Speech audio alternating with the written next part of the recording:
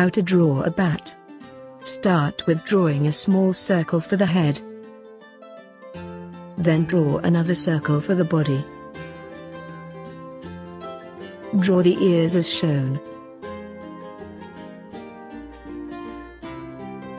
Then draw the wings.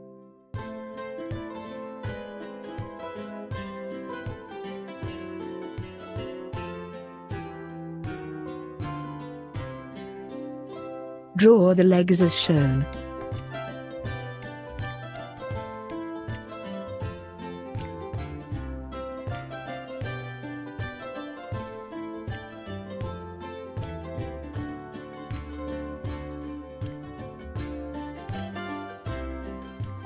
Draw the mouth.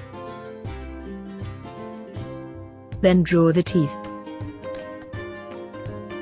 Draw the eyes.